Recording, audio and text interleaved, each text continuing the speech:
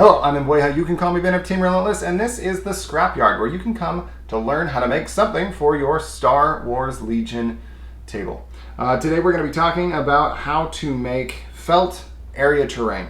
I think that this is the most important terrain type and tutorial video on terrain that you will find.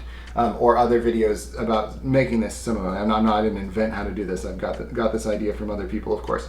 But the advantage of area terrain in Star Wars Legion with pieces that can be picked up and moved cannot be overstated. It is very frustrating as a player, as you may have experienced, to be trying to move into a piece of area terrain that's meant to just be like tall grass like these right here, and to have your unit not be able to actually come to rest where you want it to come to rest, especially if you've got firing arcs or a speeder and have compulsory moves and things like that, just because of a little bit of grass that has been physically attached to the piece of terrain. So this is the ideal way to do this on the cheap. All you need is felt, and I got Easter grass right here is what this is called. I found it at a hobby store. And then I've got a couple different types of aquarium plants, and then you just chop them up and combine them. So the advantage of doing this is it's cheap, it's easy, it looks pretty good, and it is extremely versatile terrain. So let's learn how to make it right away.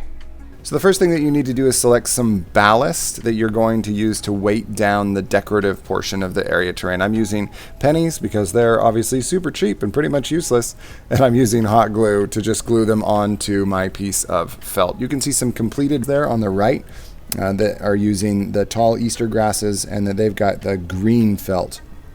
For my desert table, I wanted some pieces. I thought the green on the desert tables looked a little silly, so I was working to make some more deserty area terrain. Just trim them out, trim them into circles, and then decide how it is that you want to decorate those. You don't have to decorative elements of this felt area terrain on felt area terrain either. I've got other tables where the felt area terrain decorations are air-dried clay that's been kind of molded around pre-purchased trees with flock. I use that on the Naboo, on the Theed Park table, because it looks like a park that way. So you can put anything on it, but this is what I start with. When you're deciding what to put on it, just make sure that you're conscious of how tall it is and how dense looking. But you don't have to worry about how wide it is very often, because you can just pick it up and move it around, which is what's so great. Unfortunately, a portion of this video that talks about and shows the shapes of the perimeters that you could cut for the area terrain was corrupted. I had a series of videos get corrupted, unfortunately, but I can quickly describe that to you and your smart people, and that will be fine. When you're cutting the shape of the perimeter of the actual area terrain, there are, I find, three major shapes that work well. Kind of smaller, mostly circular pieces that are large enough that like an ATRT won't be able to totally cover it up, but an AAT certainly would be able to totally cover it up.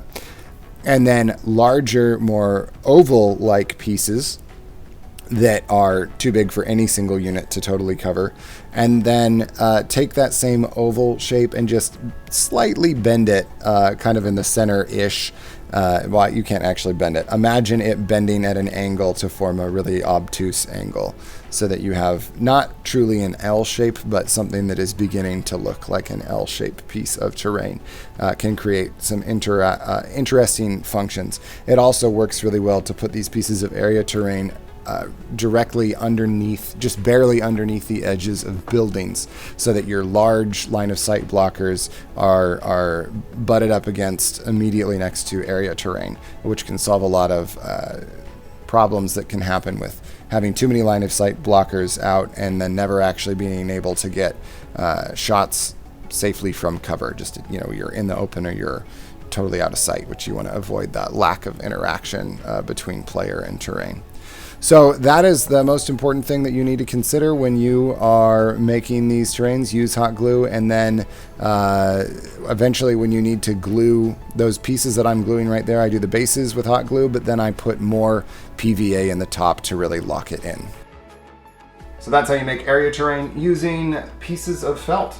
And the one last thing I would say before we sign off here is talking about how advantageous it can be to pack things in differently. So for example, right now, this piece looks like it should be not difficult to move through. But if I jam an extra one of these in here and it visually looks like, oh wow, that would be difficult to move through, now I've been able to make a difficult piece. If I want this to be shorter, I can take these and put it over here. Now it is shorter, now it's shorter, and it's difficult because it's so overgrown. So you can combine your decorative pieces onto the felt in different ways to make area terrain that is heavy cover, light cover, open movement, difficult movement, depending on what you want the table to feature. So that's that. That's how you make the area terrain, and as promised, that was the last thing.